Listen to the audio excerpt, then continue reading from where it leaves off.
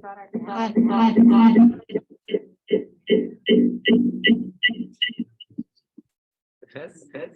Oh.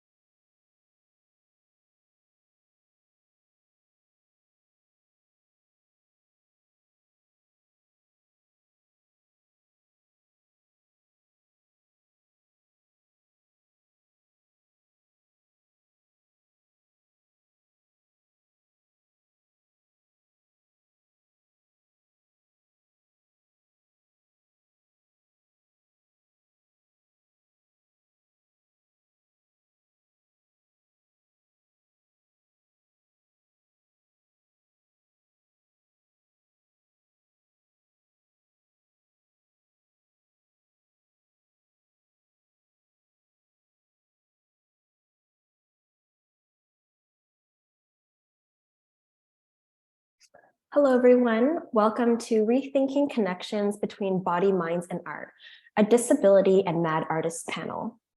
I will first begin with a land acknowledgement. Toronto is the dish with one spoon territory.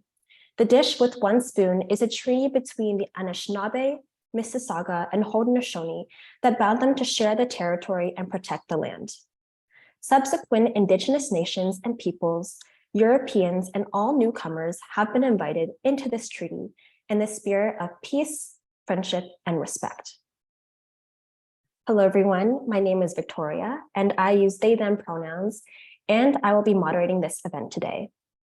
We are students from the DST 503 Disability Arts and Culture Production course, which is a work integrated learning course where our class have been working with Art Windsor-Essex, AWE, a public art gallery in Windsor, Ontario, and their Grey Matter, Your Brain on Art exhibition.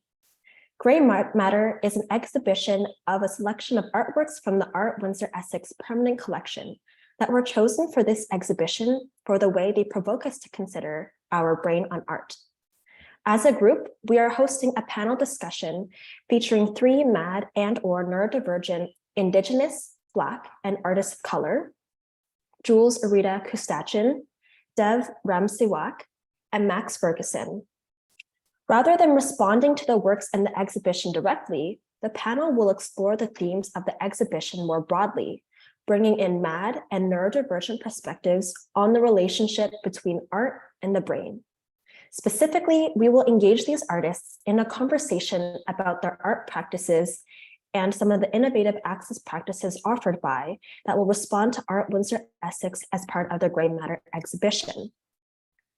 Today, we have 2 ASL interpreters here with us, as well as Angie, who will be captioning.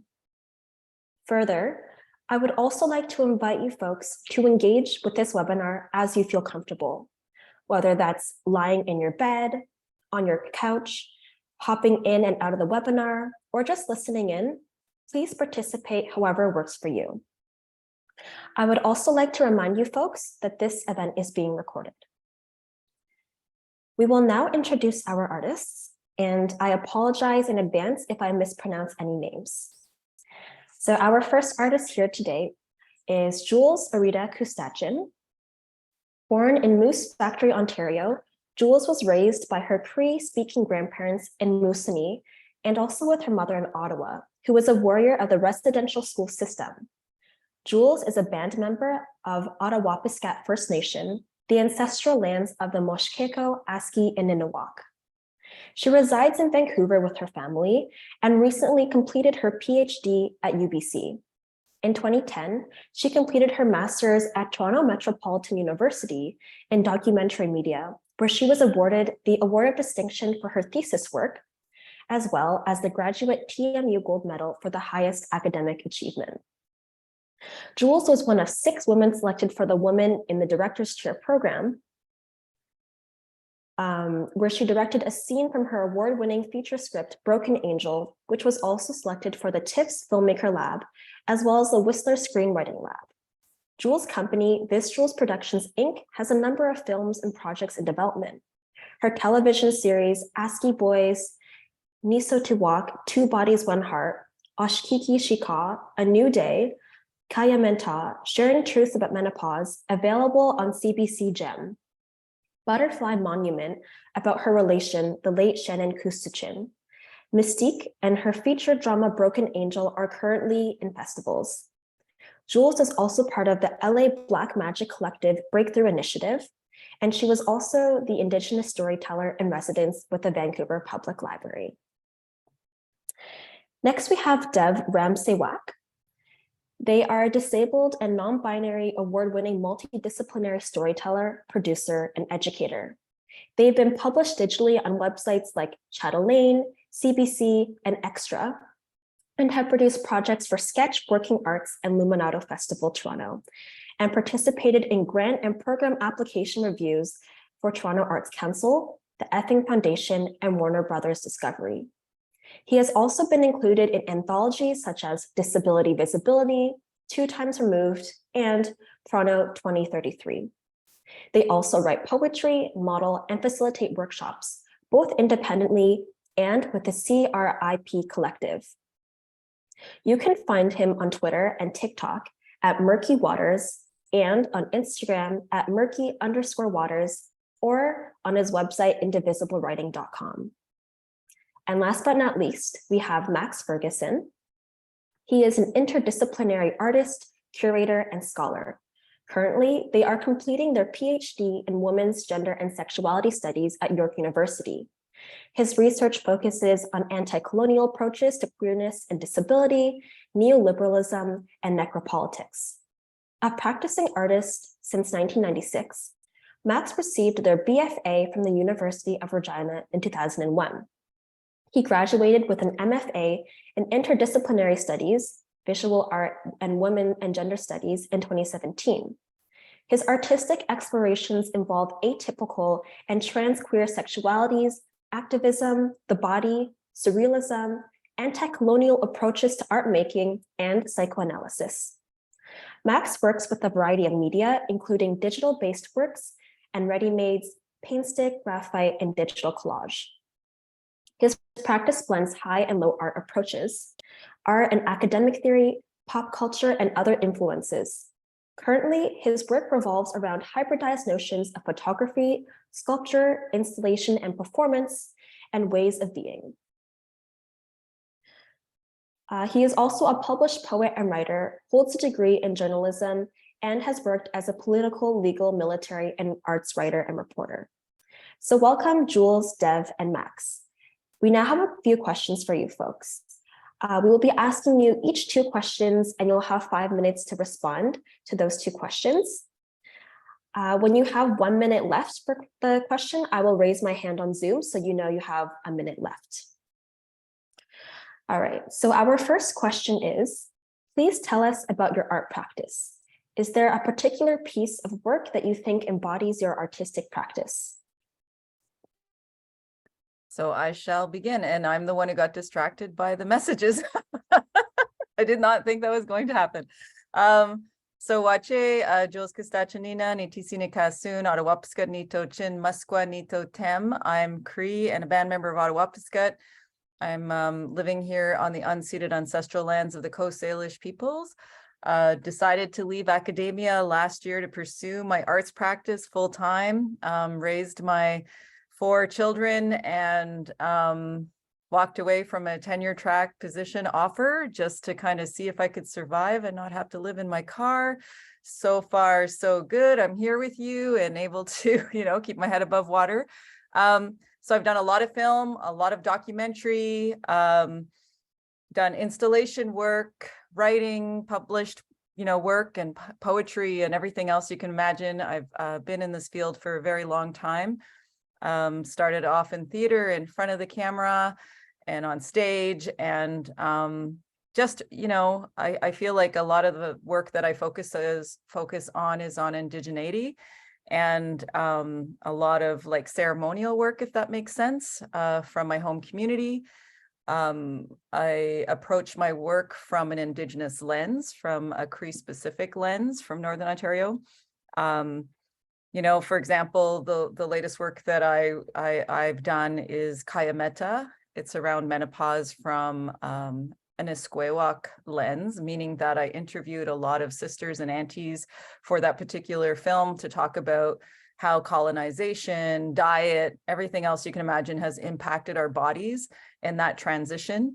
So a lot of the work that I do does decolonize, just by offering a predominantly Native narrative or point of view. And yeah, and I just released my first feature. It took me, oh my gosh, I started writing that back in 2006. So we had our BC premiere at Whistler Film Festival this last weekend. So that felt really good. And it's about domestic violence against Indigenous women, and the epidemic that's actually happening across Turtle Island.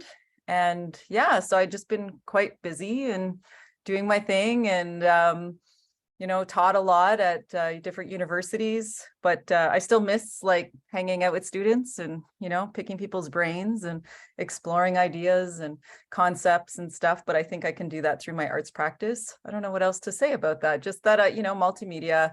I love writing if I can sit down long enough. I love telling stories, I think, that speak to my lived experience, to speak to spirituality and different understandings of how we live in this world and how we navigate the world, especially a colonial world, because it's very different, and we hold a different ethos or way of thinking when approaching,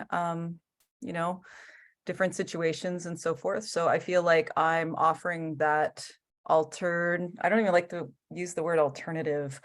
I'm offering an Indigenous perspective. It's not an alternative because I want to decenter whiteness and, settler colonialism. So I feel like I'm just being me, I'm just finding right now with the shift in the industry that we're able to kind of do the work that we're meant to do and not have to explain.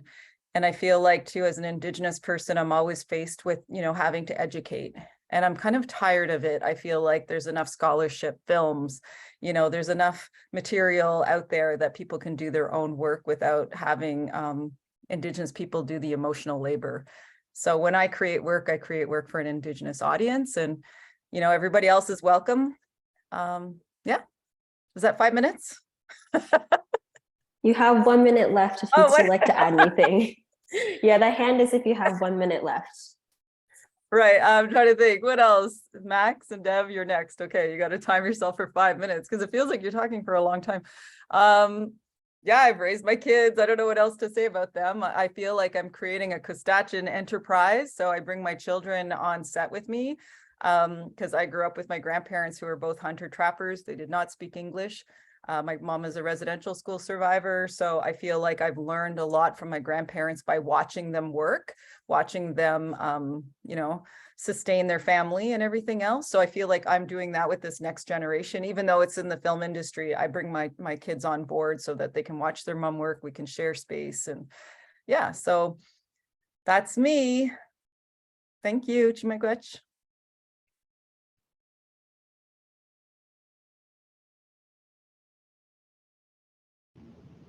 I can go next. Yeah,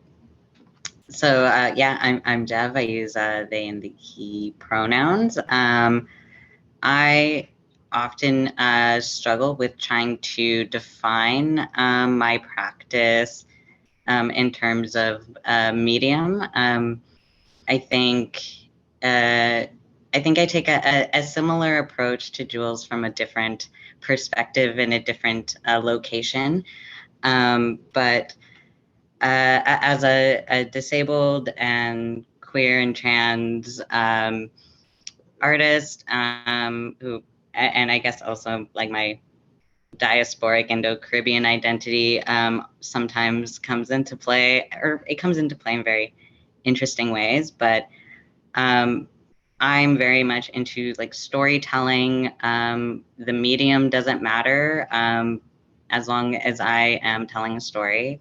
And right now, I feel like my practice is very much focusing in right now on a sort of archival kind of experience, or archiving as a method of storytelling, and archiving stories and lessons and perspectives from voices and groups and communities that are often undervalued in these conversations, and have so much to contribute and add, and we can learn so much from. So especially within multiply marginalized communities, like the identities that intersect with mine, there's often just so much value and truth.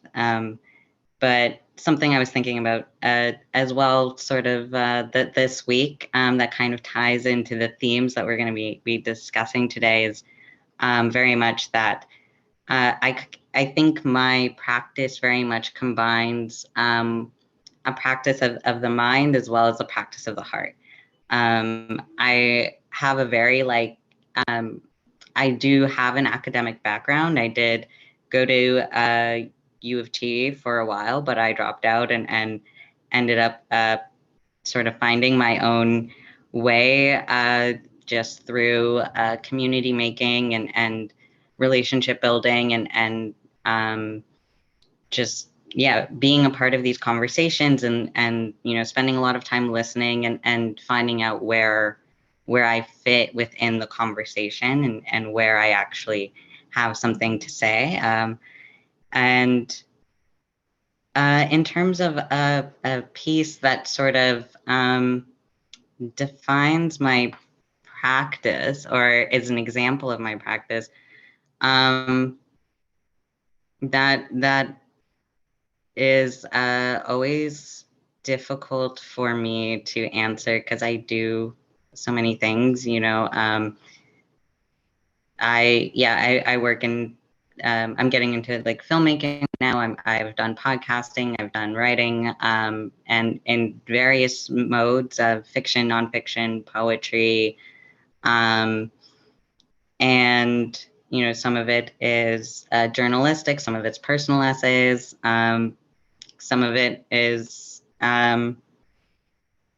something else that kind of like is ill-defined, and I think ill-defined is sort of the only way to try and define me and my practice. But yeah, I'm going to use this one last minute to try and come up with an example. But I think right now, there's been a lot of the articles that I've been working on right now have been doing a lot of storytelling and community knowledge exchange that I think is very like undervalued, but is often actually where I get most of my knowledge and most of my wisdom from. I think academia has a lot of value in giving us like the language and the theory and the ways to communicate, but I think community is how we can actually learn about each other's lives and actually understand how those things play out in real life, and discover all those nitty-gritty nuances that often just do blow conversations into completely new directions. So yeah, I think that's the end of my thought.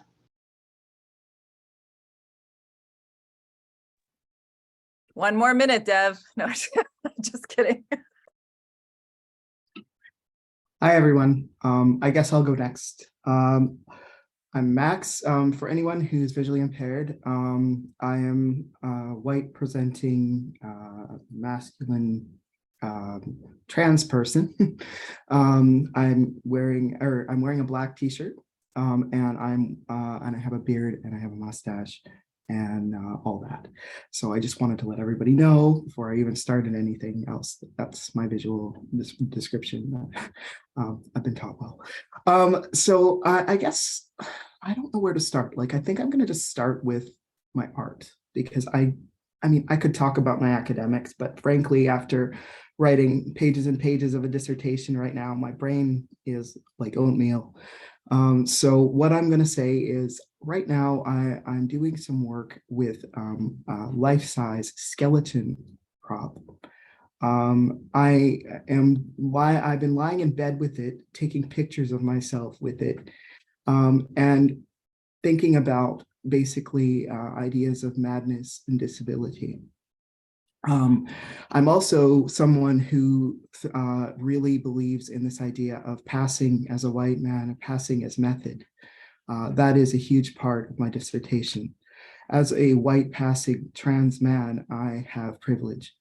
And even though I went through a lot in my former self, my history, which colors a lot of my art practice as a fat activist, as a genderqueer woman, as a lesbian woman for a time, I don't look like one now. So there's a lot of invisibility here. And the only way that I can deal with that is by talking about it. As far as, non-colonial approaches to things, I have a background, I have Indigenous heritage. However, I don't have the history because it was erased by the New Brunswick government. So I'm in the process of learning about my heritage, and it's an ongoing process. So that part is bracketed right now while I try to finish my dissertation and deal with this complex identity that I have. And that colors everything along with the disability rights perspective. I work in performance, I work in photography, I work with paint, I work with paint stick, I work with pencil crayons, I work with whatever feels right in the moment, or whatever's available to me in the moment, because I really believe the art will take shape no matter what I use. But being someone who's very, very much in their senses and very neurodivergent in my senses, and someone who's easily overwhelmed, my senses are what guide my art practice, and also just lived experience and stream of consciousness approaches to materials. So moving around, we could even talk about Sarah Ahmed and phenomenology if we wanted to, and how, certain types of objects lead us back to ourselves and back home again. I usually keep my eyes open for objects that I can kind of draw things from, because I really love the idea of interacting with the world. In this case, I mean, I'll use the skeleton as an example. I mean, I've really been grappling with a lot of grief lately over the loss of my family since I've come out as transgender, and certainly working through that with the aid of this prop. But also just, thinking about ways that art can complicate, and especially visual art for me, that kind of moves beyond words, and that sometimes we need those spaces beyond words to be able to express ourselves. And I do think that, I do go by the whole idea, the disability idea, that joy is, an act of resistance. I think that we can find moments of joy in our lives, even if things are extremely difficult, and still find the courage and strength and all of that to be who we are. So that motivates my art practice too. I'm trying to think like what other things I could say. I mean, I really feel, oh, I'm down to a minute. Okay, thank you, Victoria. Honestly, I really, for me, it's just about being human, relating to human beings, finding ways to push back on capitalism and all of these forces that threaten to crush us when we don't conform. But it's also very much about acknowledging my limits as a human, and also just privilege, trying to talk about those things, trying to keep an open mind, and trying to learn as much as I can from the world and from other people. So that's what I'll say about it. Thanks. All right, thank you, folks. Oh, sorry, I think we have a question. Could the panelists explain what their neurodiversity is, as in LD, ADHD, or ASD, or more? Neurodiversity is very broad. So we'll actually have a Q&A section towards the end where you can ask your question there. So please save it for the end. Thank you. Let's move on to the second question. How have you seen different communities respond to your art? And I'll just paste that in the chat for you as well.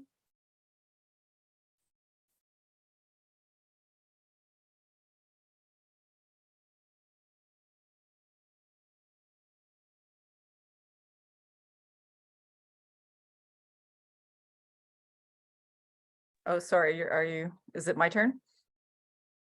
Yes, feel free to hop in. Sorry, just staring into space. All right, I'm doing well today. I don't know what's happening.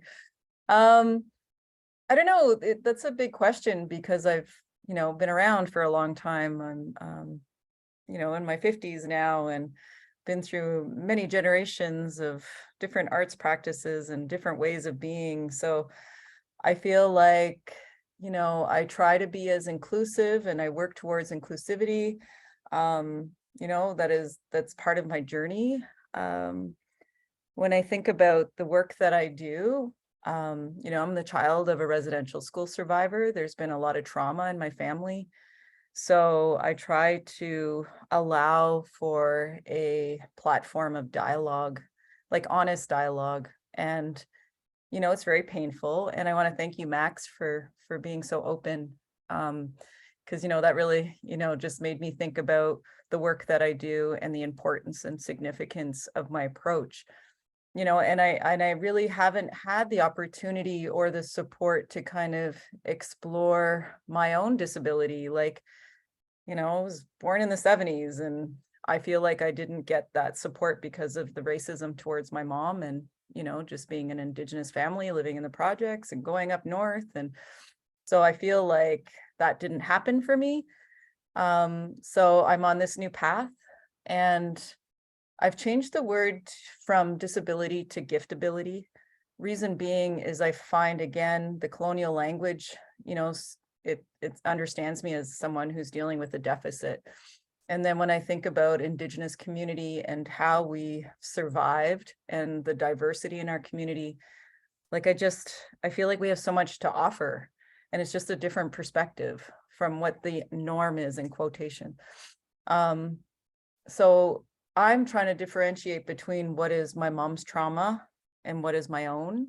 And I feel like with the residential school legacy, it is hard to determine what that is. And I'm in that kind of mess. And I'm in this place of trying to articulate my own truth that is not my mom's trauma, if that makes any sense.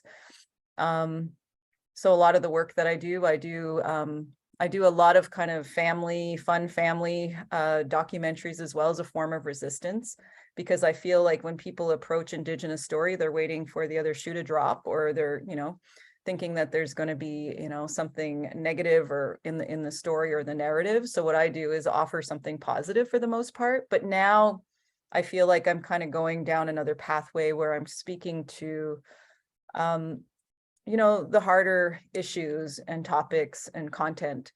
And I'm approaching it from a very sensitive and an aware place, someone who has that lived experience. In terms of like the educational system, I struggled all the way through. I don't even know how I made it through university. I was placed in an ESL class, my first year university, even though English is the language that I speak. And because I fell through the cracks, but I made my way through, I started to understand what linear thinking was, because the Cree ethos, the Cree way of being is very descriptive in language. And my mom raised me and she's a Cree language speaker. My grandparents didn't speak English. So I'm trying to determine, like, when I talk about decentering whiteness and settler colonialism, how it makes us feel like we're not fitting into that world, but that's not my world. And do I want to fit in the first place? And if it was 100 years ago, 200 years ago, would I be seen as someone who's struggling to kind of navigate? Probably not. So I'm not there in terms of articulating But I feel like in terms of people approaching my work, I feel like story carries agency. Story has its own life. Like after I create something, it's on its own journey. Like I've just kind of nurtured and did what I could, and then it's out in the world, and then it, it's going to impact people in different ways, so I have to let that go. And in our language, there's no word for art. It's about creation. And those of you who are artists here, when you get into the zone, it's a spiritual place. And so it comes from the ancestors. So I kind of look at art, from a Cree perspective as well. Yeah, I feel like people can engage on their own terms. I try, as I said, I work towards inclusivity as well. Miigwech.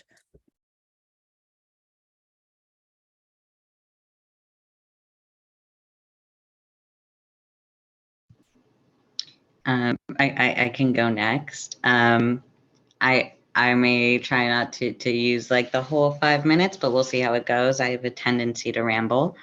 But for me, in terms of like how I found community responding to my art is, I think community is how I have formed my identity as an artist. I didn't view my work as an arts practice until I did connect with community through the things I would share, the things that I would make that I thought was just like silly throwaway kind of stuff at first, but it was folks responding to it and having things resonate and having those open up these gigantic conversations, as I mentioned before in my little introduction, where we can just have these very not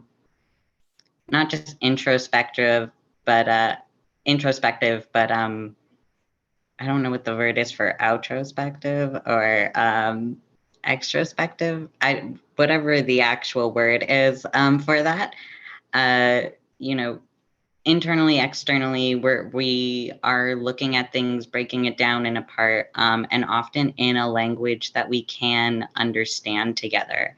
Because I think sometimes the language that our world and our society and our cultures are spoken about in are languages that don't actually connect to us, that we can relate to and understand in a way we can apply to our lives. And I think conversation has been what has truly like opened up my mind and allowed me to form connections and see the world differently and understand the world in a way where I can find, ways of turning mundane things into something that seems very beautiful. To me, when I make my my art, I often think I'm just like putting together other people's words, other people's ideas. But even the folks who are a part of it or have been, like part of the process in creating it, when they've seen it at the end and what I've turned it into, they've been like, I didn't feel like that was coming from me, but like you found a way to like curate it in a way to like tell my story in a way that was very like meaningful and beautiful, that I didn't know I was doing. And often I feel like I am just like parroting back what other people are telling me, just in a more concise way, which might not seem like something I'm very capable of doing, but when I have editing and the ability to play around with the way I communicate, it's a lot more concise. But yeah, conversation and just being able to have like different perspectives come to me, because through my work, I've had folks respond to me to let me know that there were perspectives or ideas or thoughts or work or organizers or, you know, people who are already doing this work that I'm missing, and being able to show me that and show me new directions to take that work. And so I really do feel like my practice doesn't exist without community and without that responsiveness from community. And I think, yeah, my whole practice and everything that I do is really just a way to distill all of the knowledge that's been gifted to me through my community and through the relationships that I've built. So yeah, end of thought.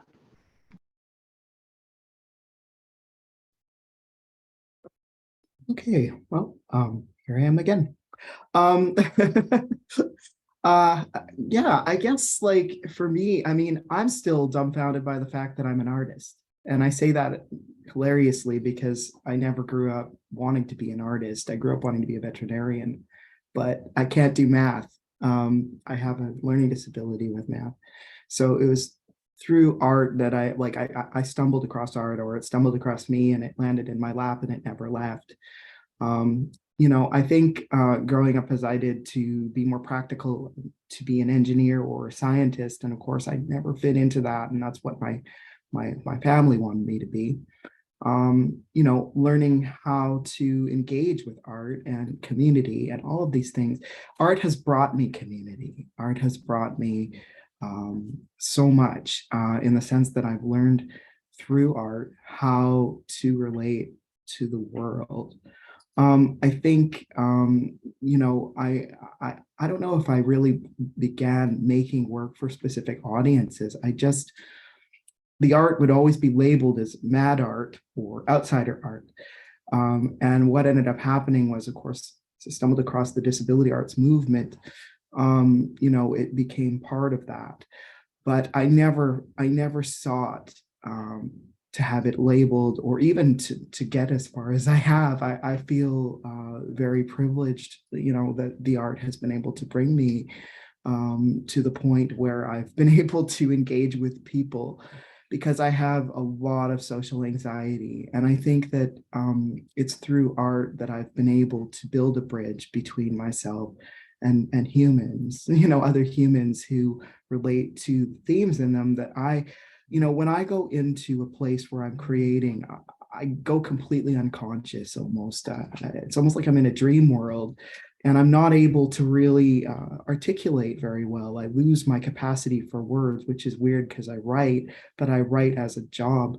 You know, like for me, I don't write as much as I make shapes, or I relate through color, or I relate through texture, or I relate through a shape.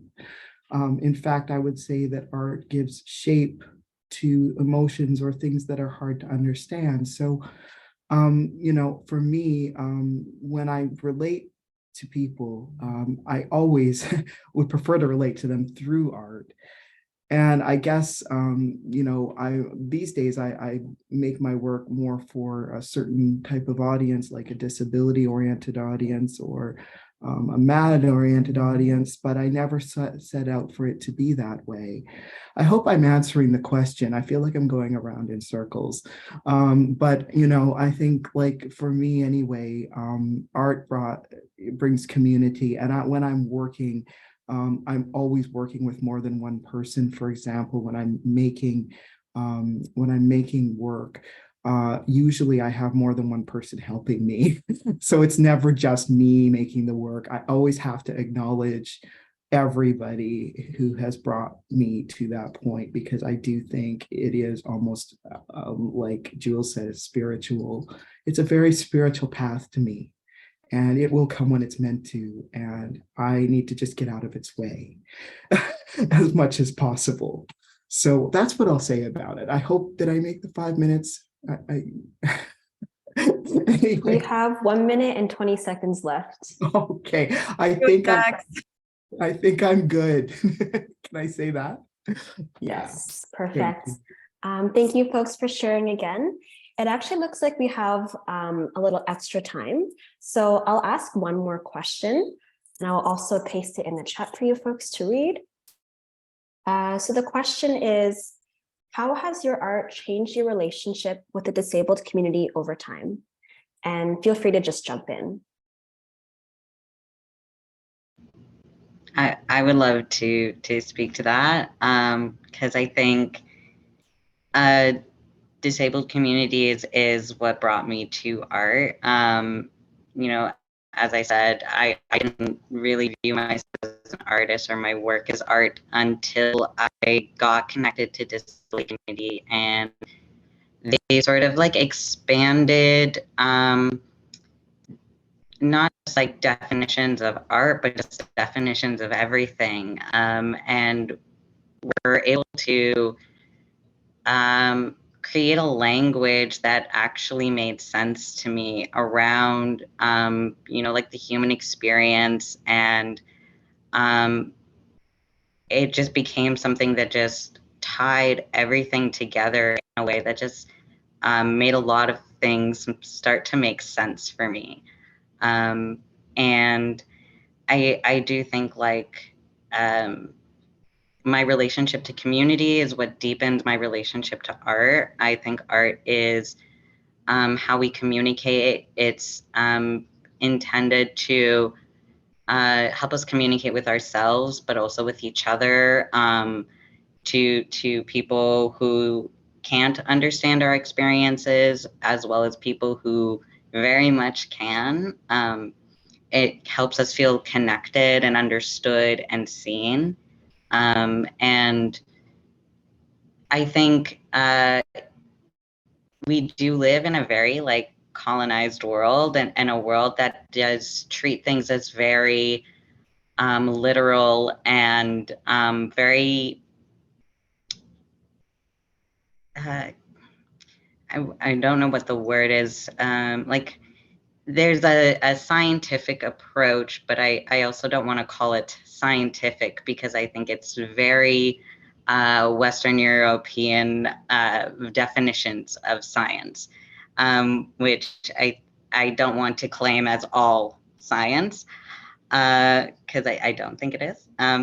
But these concepts that have come out of these like Western colonial ideas of science, I think have really tried to like categorize and distinguish things in a way that is, oddly enough, a word that's come up in conversation today, prescriptive, than rather than descriptive, or, actually communicating what we think it communicates.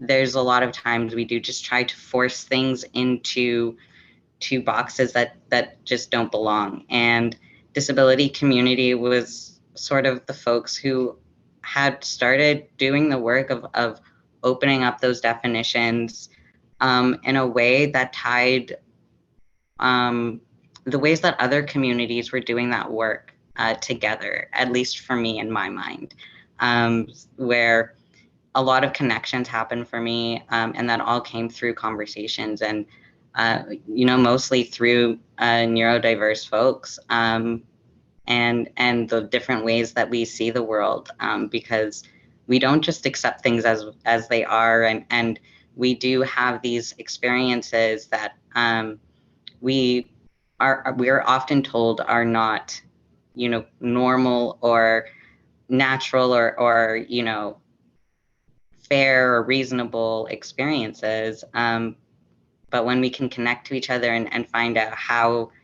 not just common it is, but just like natural and organic and real it is, we can actually make connections together that just like aren't, that can't happen without our perspectives and without our voices and minds coming together into these conversations. So I hope I stayed on the question and didn't just go on a huge long tangent, but and end the thought.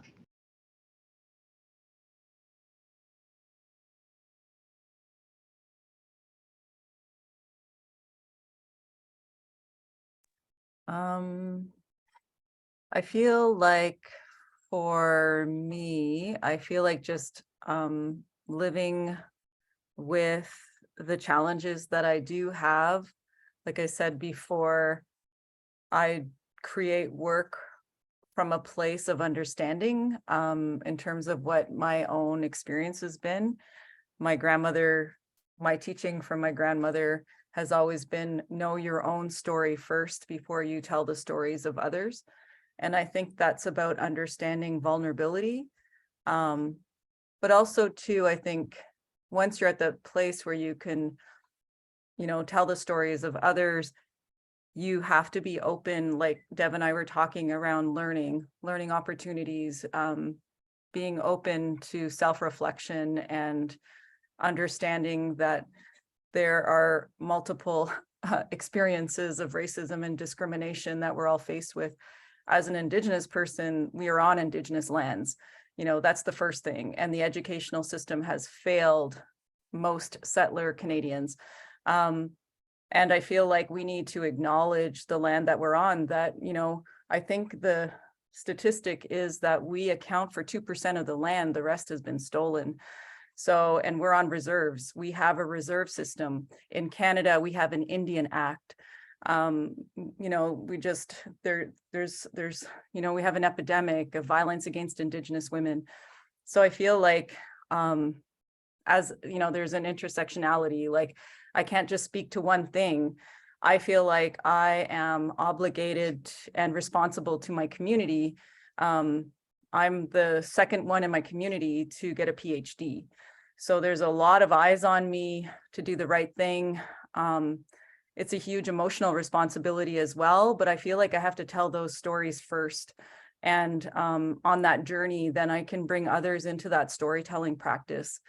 And I really am, sometimes I feel like it's not my place to tell that reality because it's not, I have my own experience living in Northern Ontario. I lived with 2 Cree people that lived off the land.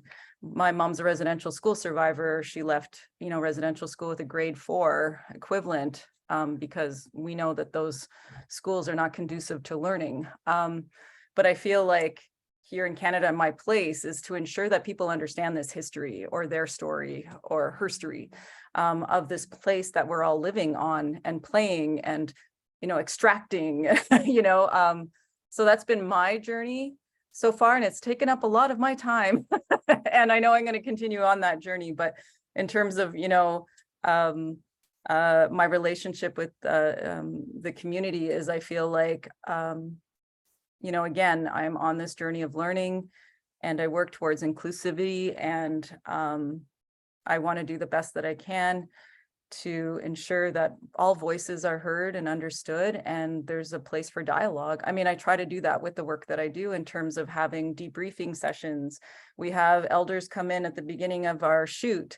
We have community screenings. We talk to the community about what, we're watching on the screen. And our community is diverse as Indigenous people as well. So, yeah, and in terms of disability, I feel like I still have to come to terms with my own and understand whether or not that's a label that was placed on me from a colonial institution. So I'm just kind of in this place of understanding. That's my truth right now. Thank you.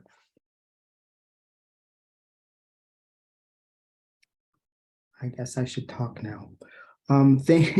Thanks, Jules. What you said was really important. So, I mean, again, I'm sort of living in a situation where I don't know my past and I don't know my history, so I don't feel that I can openly talk about it as much as I wish I could. I only know bits. But that being said, I will stick to the question just because I think it's pertinent, it's important. I'm a psychiatric survivor, so that's where I start from. And when I was in school, I had to hide all of that. And the fact that I've made it to the point where I'm a PhD candidate and all but defended at this point, and I'm really proud of that, is a huge deal because I've been institutionalized. And so I had to hide that for most of the time when I was in school, I couldn't talk about it until I got involved with the disability arts community. And then I was able to unpack that openly and not feel that automatic knee-jerk shame that goes with not being like others. There's a lot of things about me that, even though I look like I fit in, there's a lot hiding under here. So I think for me, it's been kind of a bit of a homecoming, being able to talk openly about these things and still maintain some semblance of a career. And I consider that to be a privilege too, because I think there's a lot of folks out there who are not so lucky, who have had really rough goes with either the mental health system. We are in a patriarchal, white supremacist medical system that is completely abusive. And so it's really, really important for me in my stance to talk about that and to be open about it.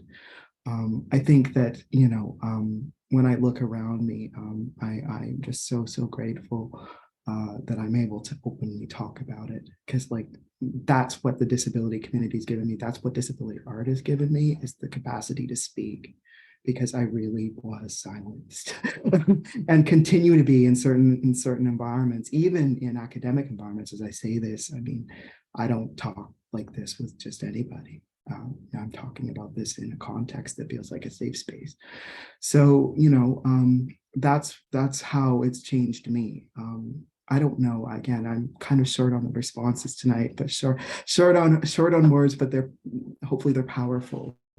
I think the best stories we can tell are our own, and then let other people tell theirs. And I think that when we give permission to tell other people, for other people to tell their stories when we tell ours. At least I read that somewhere. Somebody said that. I don't know if it was a Hallmark quote or what. At any rate, that's what I'm going to say about that. It's just that the disability community has given me a voice, and disability art through my curation has given me the opportunity to give other people voices, and that's amazing. So that's what I'll say. Thanks. Thank you so much, Max, Jules, and Dev. I personally really enjoyed your discussions, and I really appreciate you sharing your stories and your wisdoms. So we are now going to open it up for about a 20-minute Q&A session. The floor is now open for anyone to ask questions about the artists. We have a little Q&A in the Zoom. You should be able to access it. And you can put your questions there and I will read them out loud. But before I begin on that, Dev actually wanted to answer the question about neurodivergency. So the question was, could you please explain what your neurodiversity is, as in LD, ADHD, or ASD, or more? Because neurodiversity is very broad. So I'll leave that to Dev to answer, but Jules and Max, if you feel comfortable answering, you can go ahead and answer as well. Yeah, I feel like we've all touched on this in some kind of way in our conversations tonight, but I did really want to respond to this idea about asking for diagnoses, because it is a very complex thing, and I think that the diagnoses that we currently understand disability through do come from a very colonial, patriarchal, white supremacist medical framework that has been used to stigmatize and invalidate or dehumanize or any number of violent acts towards different populations and groups. The concept of a disability, being a disabled human versus a non-disabled human, these ideas of what is a normal human being or a typical human being, or the average human being, what that experience is often Oh, I lost my train of thought there for a second. I was on such a roll too. But you know, like there we they this concept has come out of like white supremacy and colonialism as a way to justify um, defining certain groups of people as non-human. You know, we can get into how race has been defined as disability, gender has been defined as disability, like throughout history and things like that. Looking at, you know, even like homosexuality, even like how we describe homosexuality as this medical model framework. You know, diagnoses come with a very, you know,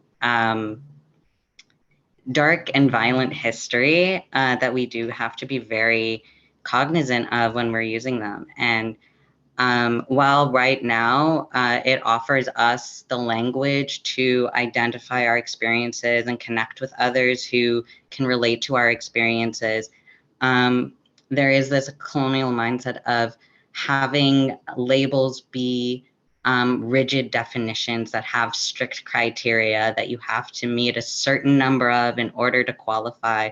But you know, as you say, neurodivergence is such a broad category, but the concept of neurodivergence versus neurotypicality is where we come up across all the inaccessibility that neurodivergent folks face. Because when we view neurodivergence as a separate category and not just another way of existing in the world, and a way that we could all at any time be experiencing in the world, because we do all have our own ways of interpreting and processing information. You know, every time we try and think about things as one experience, and then everybody else that falls out of it gets their own label and things like that. When we view the world that way, that's how we create the othering and the things like that. So while I do think there's a lot of value in diagnoses right now in terms of who has been left out of, you know, resources and treatments and things like that that have been dependent on diagnoses, who has been left out of connecting with each other and relating and understanding themselves because of a lack of language or knowledge around, you know, their experiences. I think there's a lot of validity there and a lot of value to that. But trying to move away from a need for diagnoses in order to expand, you know, our openness to the breadth of human experience. So, end of thought. Thank you so much, Dev. The person that asked the question wanted to comment that they said, good points, Dev. In my experience, it helps how to communicate with people. So thank you for sharing. I'm going to move on to the next question, and I will also paste it in the chat for you folks to read. So someone is asking, well, they said, thank you so much for your time and answers about your work. This has been really informative. All three panelists have mentioned they have a responsibility to community in a colonized world. My question is, what responsibility do you feel you have as non-Black artists to Black disabled community, and how you engage with decolonizing your own anti-Blackness within your arts practices? Thank you.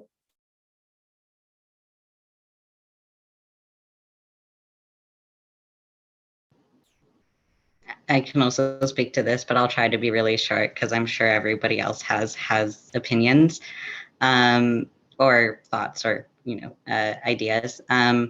But when it comes to decolonizing my practice, I do view it as trying to decolonize it with both the Black and Indigenous community in mind, as well as other communities and cultures that have been impacted by colonization. As an Indo-Caribbean person, my language and culture and all of that has been shaped by colonization, but it's also made me very aware of my culture's particular experience with colonization being very separate, or not being separate, but being different or distinct from Black and Indigenous, you know, communities, even within the Caribbean community.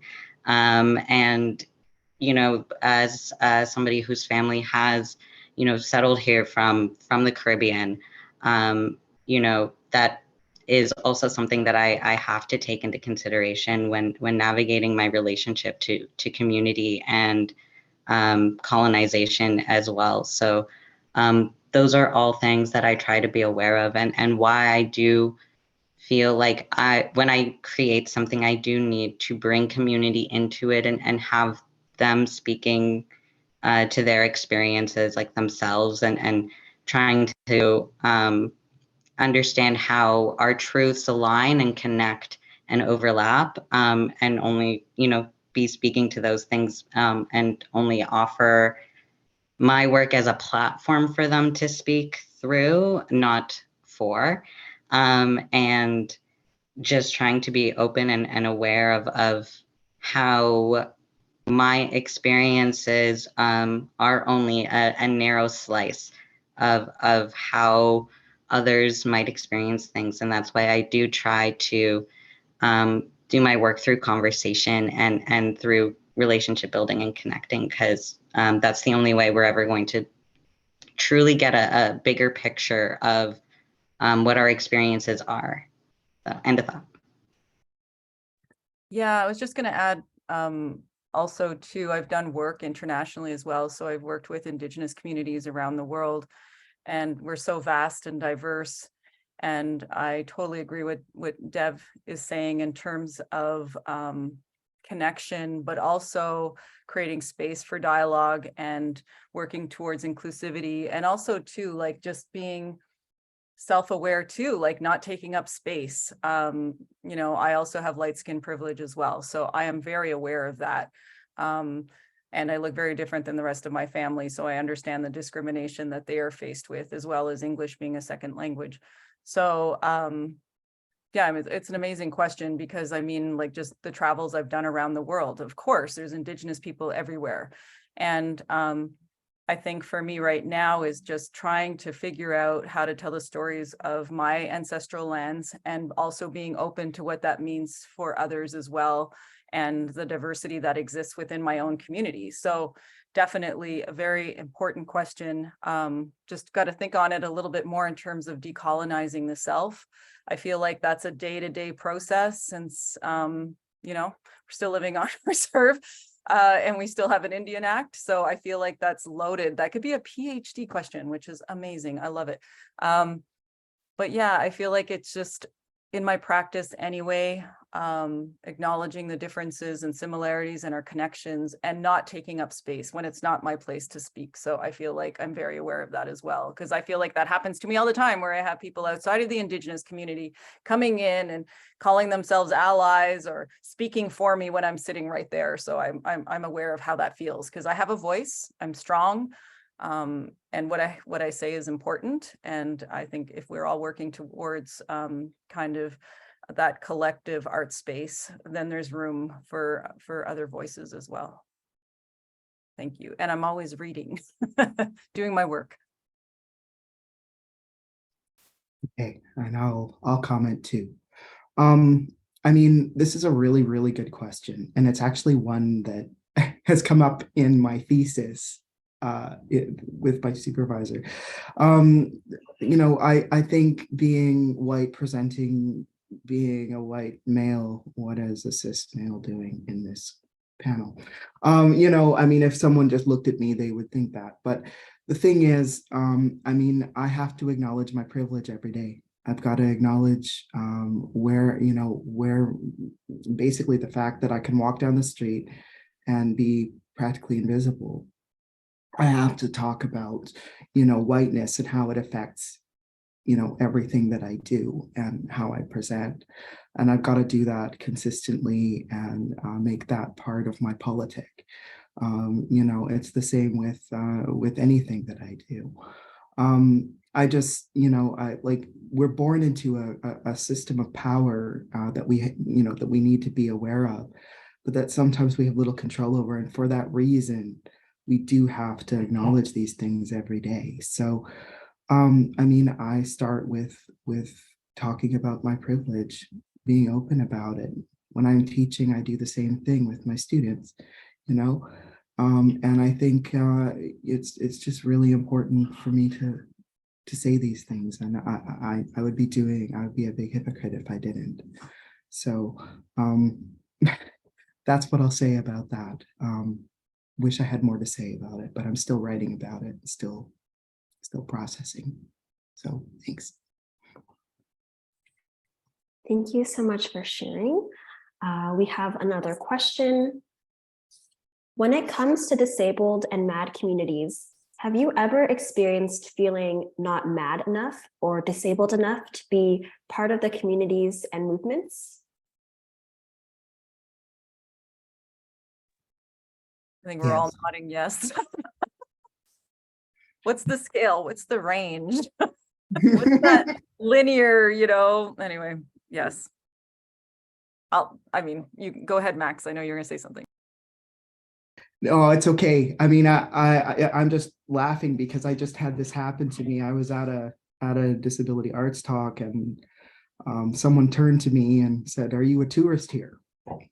And I was like, wow, the disguise works really well. Apparently it works so well that people think that I don't even have any problems. Time to pull off that mask, I've been, yeah. Anyway, I think that, yeah, like there is sort of this idea of invisible disability, invisible everything. And I think that, personally, I've experienced it a lot. I think there's a certain amount of, sort of assumption placed on someone who's a white male PhD student and who comes across that way. I think that being said, I think it's important for me to talk about these things. And I think it's also important for me to give space to other people as much as possible. So again, with that in mind, I'm going to pass it on to whoever else wants to speak. Thank you. Maybe I'll add a few words. I just feel like because I don't even like the word diagnosis. I mean, I've never had a really good experience, with, psychologists and counselors. I just never have felt comfortable or safe, because I feel like what happens when I go into those spaces, I have to explain what's happened to Indigenous people. And then it just defeats the whole purpose of going in for support. So I just feel like I've been in those spaces and just not felt comfortable or felt like there was an understanding. I mean, over time, obviously there's more Indigenous counselors and psychologists and so forth that I've engaged with, but it's still, I don't know what it is. It just feels like I'm just not there yet in terms of being completely open. I'm a very private person.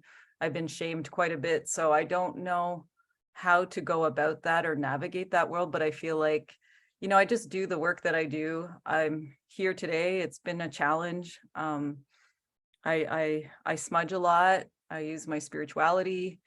I go to ceremony. I do things my way that works for me.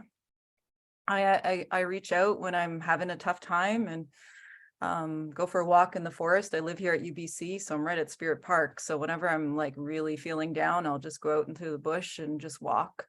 So I know what my triggers are. So I'm very self-aware that way. And sometimes I don't, and that's okay too. So yeah, I just feel like within the community, I don't know. I'm here. It's first step, right? And trying to figure out how I fit in. And is it really about fitting in, or is it really about just speaking your truth? Right now, I'm just speaking my truth, and mine is I don't have the English words. I usually approach my mom, who's a Cree speaker, and I talk to her about certain things, because in the Cree language, our words are so descriptive. And I think with the English language, it's a binary, and sometimes the words don't fit. They don't fit in our understanding of the world. So, if I'm going to label myself, or if I'm going to describe myself, I'll try to find a Cree word, something that fits with our ethos. And that's been my kind of active resistance or strategy, and yeah, that's just how I do it. It's been working so far. Yeah. Welcome me in and I'll be there.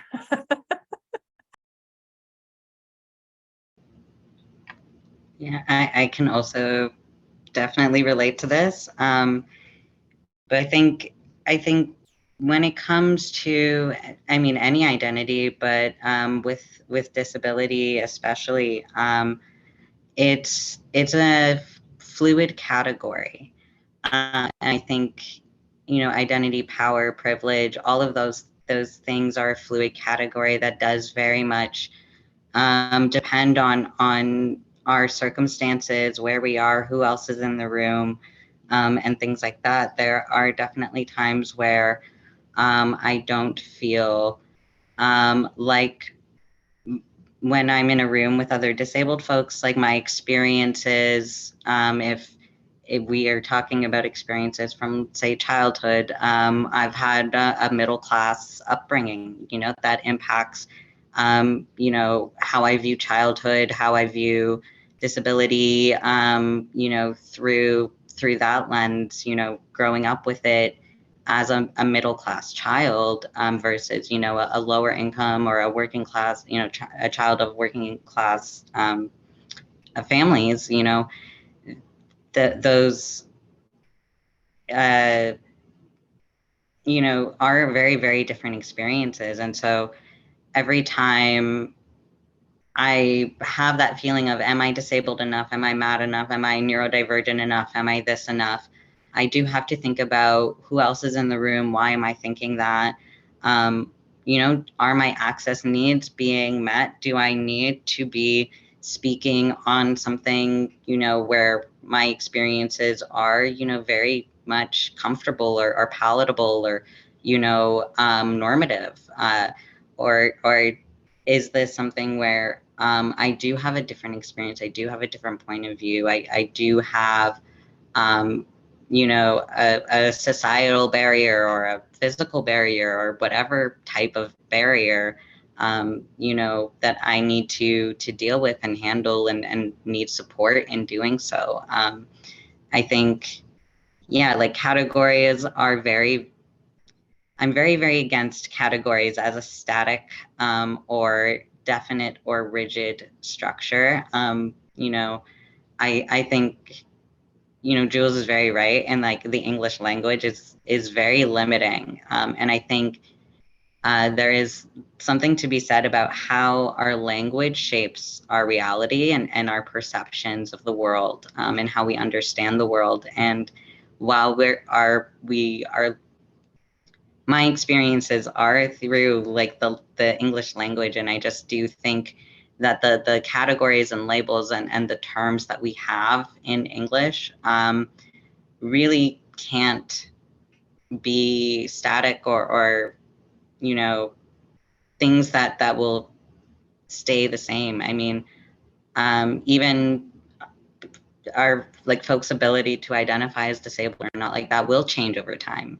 You know, some folks will become disabled. Some folks may feel less disabled as they get accommodations, as they get their access needs met, if they move up a you know, class status or, you know, something like that. Like there's so many ways that we do have like all these different experiences, and I think sometimes we do need to like ask ourselves whether or not we do need to have the same weight in a certain identity or in a certain conversation around identity as we do in all of them.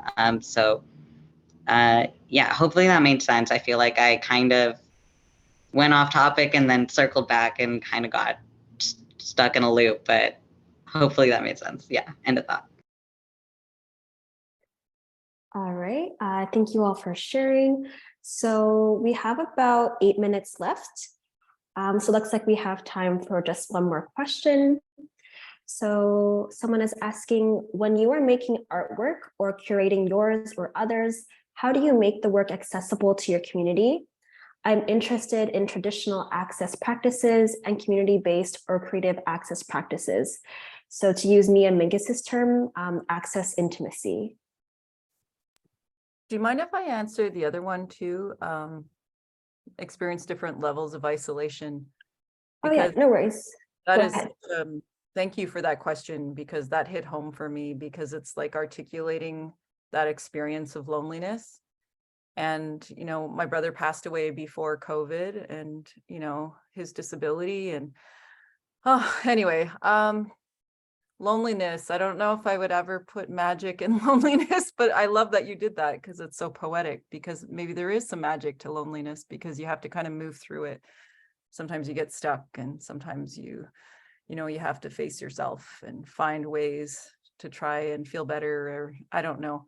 But yeah, what kind of magic? I feel like sometimes I pray a lot, like I said, and I smudge, and like that gives me kind of some peace of mind. But then I feel like when you reach out to your community, when you have loved ones reach out to you, that makes a world of difference, right? So anyway, I don't know how to answer that, but I just wanted to thank you for that question, because it really brought tears to my eyes. Like just hearing that, what kind of magic does loneliness teach you? You know, we've all been through quite a bit over the last few years and a lot of loss and in different ways. So maybe I will find the magic in that. And thank you for that question. In terms of traditional access practices, I don't think I've ever been traditional in quotations.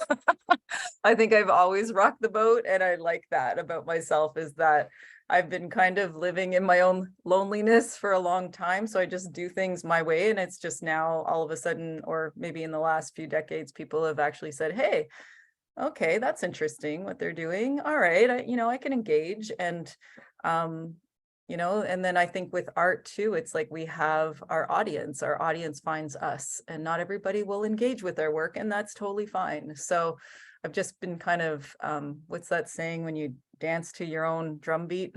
And that's what I've been doing. And if I dance alone, I dance alone, but that's totally cool. And I love that access intimacy. I don't really know what that means, but I'm going to look that up. So Chimigwech for that. But yeah, thank you everyone for all your questions, and you brought tears to my eyes, and thank you for your truth and just like asking the hard questions. Like, I think that's where, you know, dialogue starts, and that's where change happens, when you ask those difficult questions, which I'm really good at doing for the most part. But anyway, I'll pass the talking stick to Matt. Thank you. Yeah, it's interesting. I think, like, you know, right now, like I just finished curating a show. It's up at Tangled, or will be up at Tangled tomorrow, starting tomorrow. It's based around the idea of caring for the artist over the product, the idea that we are humans and that we have access needs, and that we have different needs, and that, you know, we need to make room for those. For example, a couple of the artists in the show are still, you know, needing some time to get the work done. So we're leaving that, we're letting it sit. And I'm just making room for that. Personally, as far as, you know, access needs, I think for me, one of the most important ways that I relate is just through the other senses. I try to think of other ways of relating to art besides just visual. And again, that's a new thing. That's something that working in the disability arts has sort of taught me, is how to move beyond the traditional white cube view of art. And into, you know, something like, for example, we have blocks for folks that are blind, and, you know, they may not be able to see the work, but they can at least use, you know, a cane or a way of figuring out where things are in the space so they can be described. You know, tactile, you know, giving people an opportunity, a sense of touch, or you know, using audio cues as opposed to visual ones. I mean, I'm still very much, you know, a child in this, and I'm still learning to walk in it, the idea of having different access needs. But I think it really starts with just trying to put yourself as best as you can in another person's shoes, instead of just making that a broad assumption that what is one size fits everyone. So I'll start there and let everybody else chime in. Thanks. Yeah, I I'm gonna follow Jules' cue and answer both this and the magic of loneliness, because I think those two are very intertwined. As Jules mentioned, we are going through a very disconnected and isolating time, and disabled folks were experiencing isolation long before the pandemic, to varying levels for different parts of the community. But yeah, I was experiencing isolation due to various things, including domestic abuse, as well as disability and poverty and other things pre-pandemic. And loneliness, I think, was a magical experience for me because it did allow me to appreciate the meaning of connection and the meaning of relationship building and the ways that our relationships and our the people who are around us and the relationships we invest in do impact us and shape us and form our reality and shape how we react and respond and feel about the world. And so how I think that ties into access and access intimacy is access is what allows us to connect. When we make art that allows us to connect to communities that have been left out for so long, that have not been able to participate in the conversations because they have not been able to consume the work, or have not been able to be near the work or be in the room to have the conversation. There's so much connection that is being missed, and those folks, like, social needs are needs. They are needs that we need met. Like, it's a thing that we need to survive. And I do think art is something that we need to survive. And when folks are isolated and we isolate them from art, it's doubling on a suffering that they shouldn't have to go through at all. And so for me, I am very similar to Max in that I like to work in different modes, different capacities, think about different ways to connect to the art. I think it's also why I can't stick to one medium, because there are so many different ways we learn. Some folks learn through conversation, some folks through visual information, some through auditory, and just trying to be aware of all the different ways that we can be. So while I do try to make every piece of my work as accessible as I can, I do have to change modes, change mediums, change even the way that I speak or communicate or however I'm doing that in order to think about how other folks are actually going to be able to relate or process or interpret or connect with it. So yeah, and end of thought. Thank you so much for sharing. That just about wraps up our panel. Max actually has to leave now, so I'll let him say his final words. Sorry, I've got to go. This was amazing. Thank you for brightening up my evening and allowing me to speak. I really, really appreciate it. So thanks to all of you. I'm grateful. Chimigwech, Max. Chimigwech. Thank you, Max. See you soon. Okay. Bye-bye.